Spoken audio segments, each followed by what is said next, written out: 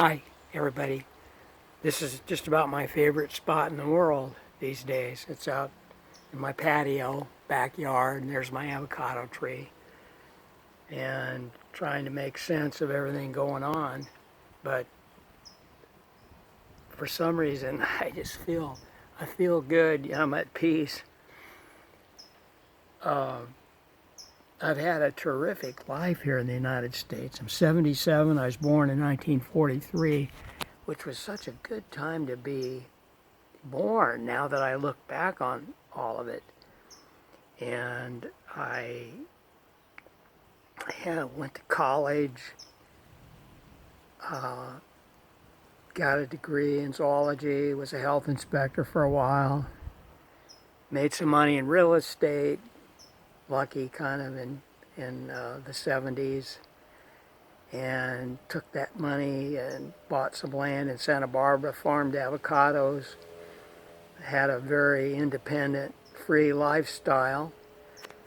Over the years, I used to be a Republican, voted for Goldwater in '64, and increasingly, though, I've become more of a libertarian.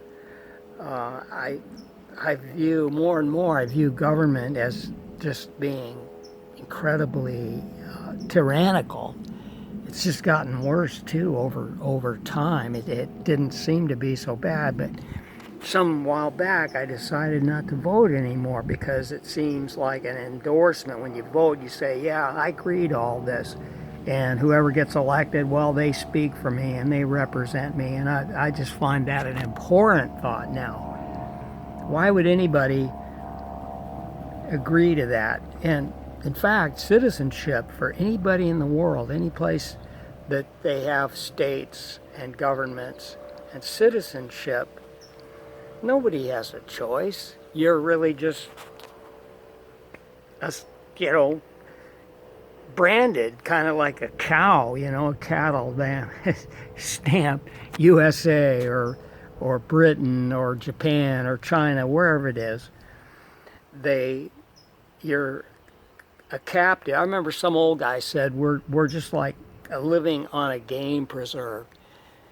And the masters can do whatever they want whenever they want. And though, like I said, for most of my life it was just spectacular, really good life. And even now with all that's going on, I'm doing well. But I just feel really bad if I had if I were 30, 25, 30 years old now, I couldn't do what I did back in the 60s and 70s. It would be difficult to do. The regulations, and at every level, I kind of view it. I mean, it sounds paranoid, but it's the game preserve is not just one big national borders around the nation, but every level is another game preserve. So you're caught in all these fenced-in areas, from the city or the township out to the county. More regulators, more inspectors, more going on, and more interference in your life. And as I said, it's gotten a lot worse since I was a little kid. And we were really free. I saw something in the 1950s and late 40s. We didn't really have.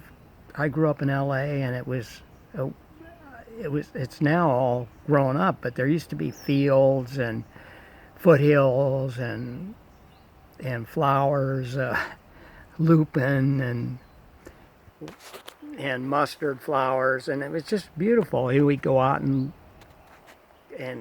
look for snakes, and anyway, we were free. There was no, we weren't, we were just allowed to roam, me and my buddies. We were just allowed to be free. It was a great time. I don't know where I'm going with this, but just a little bit of how I view things, and I don't know. This doesn't look like it's going to turn out too well. I think somebody my age, is, if you're comfortable, you're lucky, you're near the end. Younger people, they're just going to have a big struggle, is the way I see it. It's going to be tyranny versus some measure of freedom. And people around me are frightened. I mean, they've got people scared so that they support the government, they support the crackdown.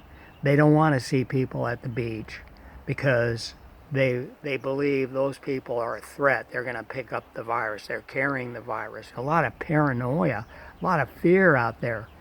And if anybody's been keeping up on it, the Stanford study shows, and the UCLA study, and more data is coming in that the denominator, the number of people infected, is huge, 50 to 85 times bigger than it was presumed to be, which brings the death toll, the death rate down to about 0.1%, pretty much in line with the seasonal flu. And yet this has been sold, and people continue to believe that this is the Black Death, the plague. But it really isn't. At least that's my belief. I don't believe it's any. I got to pull some weights. Anyway, so the state will have the backing of a large majority of people to crack down on people who just want to be free. They're not harming anyone. They're not doing anything. They're not near you, but maybe they think they're leaving a trail of a virus in their wake that'll last for a long time and make other people sick. Not to say, now I'm in the age group where